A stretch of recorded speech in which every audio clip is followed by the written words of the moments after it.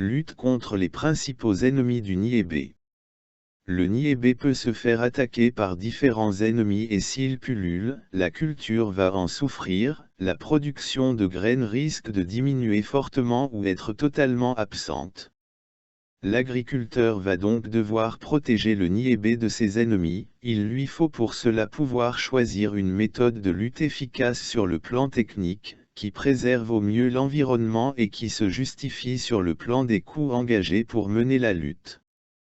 Dans le cadre de cette vidéo, nous aborderons les méthodes de lutte ne concernant que les principaux ennemis du niébé présents en Mauritanie. Cela concerne les rongeurs, les sauteriaux, le trips des fleurs, la foreuse des gousses, les bruches, le striga.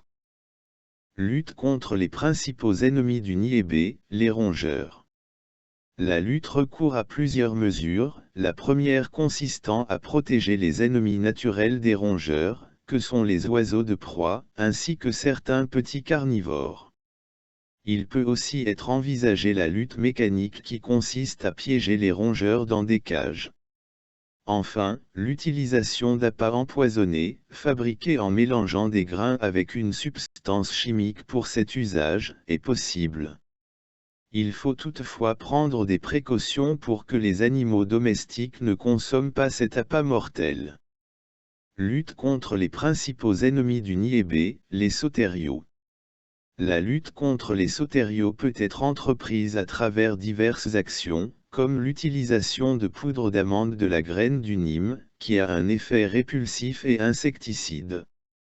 On pulvérise la solution filtrée obtenue après macération durant 24 heures d'1 kg de poudre d'amande de nîmes dans 15 litres d'eau. Des actions de destruction des zoothèques, qui sont les structures contenant les amas d'œufs déposés par les femelles, peuvent être conduites, soit par leur ramassage, soit par leur destruction lors d'un labour dans les sites de ponte.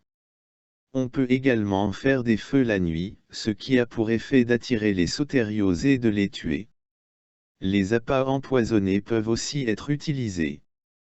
Lutte contre les principaux ennemis du niébé, le trips des fleurs. Ce parasite est difficile à combattre, la lutte s'organisera par l'utilisation de variétés tolérantes ou résistantes, ainsi que l'application de traitements insecticides dès l'apparition des premières fleurs, traitement qu'il faut répéter tous les 8 à 10 jours. Lutte contre les principaux ennemis du niébé, la foreuse des gousses. Plusieurs moyens de lutte peuvent être mis en œuvre pour combattre la foreuse des gousses. Il peut s'agir de la pratique des cultures associées entre du maïs ou du sorgho avec du niébé, de traitements appliqués avec des extraits de feuilles de nîmes. La récolte et la destruction des gousses attaquées contribuent également à contrôler les populations du parasite. La lutte chimique se réalise avec des insecticides appartenant aux pyrétrinoïdes de synthèse, appliqués avant que les chenilles ne pénètrent dans les gousses. Pour ce faire, les traitements commencent dès l'apparition des fleurs et se poursuivent à intervalles de 8 jours. Lutte contre les principaux ennemis du niébé, les bruches. La principale méthode de lutte consiste à préserver les stocks de niébé des attaques des bruches, en créant des conditions qui les privent d'oxygène, ce que l'on parvient à faire en utilisant des contenants comme des bidons fermant hermétiquement, ou des sacs du modèle PIX, comportant 3 couches. Lutte contre les principaux ennemis du niébé, le striga.